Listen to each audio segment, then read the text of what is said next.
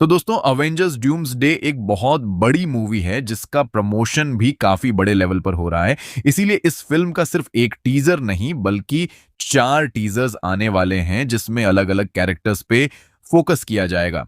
उसमें से हम स्टीव रजर्स का टीजर देख चुके हैं और अब बारी है गॉड ऑन ऑफ थंडर यानी हमारे थॉर की जिसका अवेंजर्स 5 में बहुत इंपॉर्टेंट रोल होने वाला है। फिलहाल थॉर का टीजर भी रिलीज हो चुका है जिसे देखकर हमें मूवी के बारे में कुछ बड़ी बातें पता चल गई हैं। आज मैं अवेंजर्स डम्सडे के थॉर वाले टीजर का ब्रेकडाउन करूंगा। तो चलिए शुरू करते हैं। इस टीजर में हमें थॉर एक जंगल में जाता हुआ नजर आता है जहां वह बीच में रुक के अपने घुटनों के बल बैठता है और प्रार्थना करना शुरू करता है।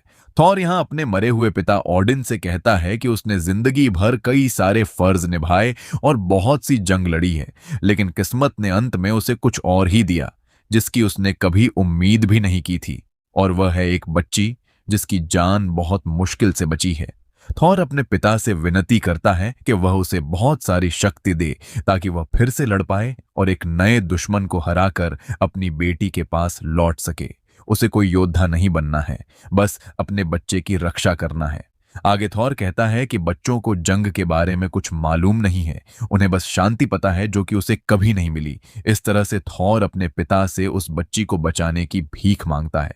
तो इस टीजर को समझने के लिए हमें वहीं पर वापस जाना होगा जहां हमने थॉर को आखिरी बार देखा था, और वो है उसकी चौथी film Thor love and thunder. उस मूवी में हमने देखा था कि गौर नाम का एक एलियन अपनी बेटी की मौत से दुखी होकर सभी देवताओं को मारने की कसम खा लेता है, और इसी के चलते वो अपनी शापित तलवार से कई देवताओं को मार देता है। लेकिन पूरे ब्रह्मांड में लाखों देवता मौजूद थे जिन्हें एक एक करके मारना बहुत मुश्किल काम था। इसीलिए गौर उन्हें एक साथ खत्म करने के लिए इटर्निटी के पास जाता है, जो कि ब्रह्मांड का सबसे शक्तिशाली जीव था, और वह उस तक सबसे पहले आने वाले की कोई भी इच्छा पूरी कर सकता था। गौर वहां सभी देवताओं को मारने की इच्छा करने वाला था, पर वह आखिर में थॉर और जेन का प्यार देखकर पिघल जाता है और इटर्निटी से अपनी बेटी लव को जिंदा करने का वरदान मांगता है। जिसके बाद गौर और जेन मर जाते हैं और थॉर उस बच्ची को गोद लेकर पालने लगता है।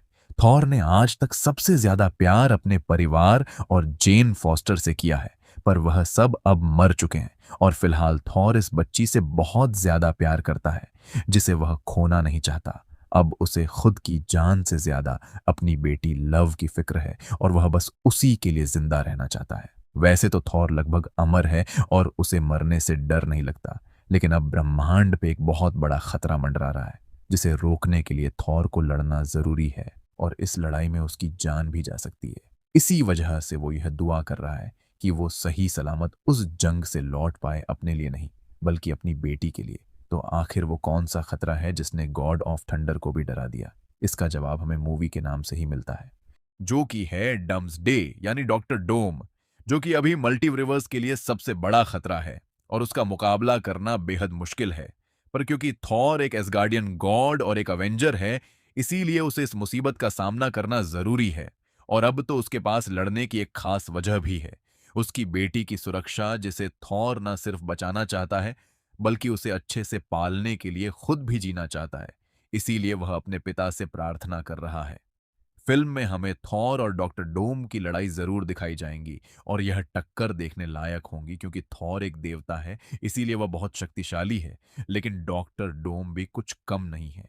थॉर के पास सिर्फ मैजिकल पावर्स है, पर डॉक्टर डोम साइंस और मैजिक दोनों में ही बहुत एक्सपर्ट है। थॉर की फिजिकल पावर्स काफी ज्यादा है, लेकिन डॉक्टर डोम का दिमाग बहुत तेज है, जिससे वह अपनी टेक्नोलॉजी और मैजिक को काफी अच्छी तरह यूज करता है। इसीलिए उसे हराना बहुत मुश्किल है। मूवी में थॉर और डोम की दो रीजन से लड़ाई हो सकती है। एक तो यही कि डॉक्टर डोम मल्टीवर्स को तबाह करना या उस पर कब्जा करना चाहेगा, जिसकी वजह से थर उसे रोकने जाएगा, या फिर एक और इंटरेस्टिंग रीजन ये है कि डॉक्टर डोम थॉर की बेटी को किडनैप कर लेगा। ये बात सुनने में काफी अजीब लग रही होंगी, लेकिन इसकी एक बहुत खास वजह है। थॉर की बेटी लव कोई मामूली बच्ची नहीं है,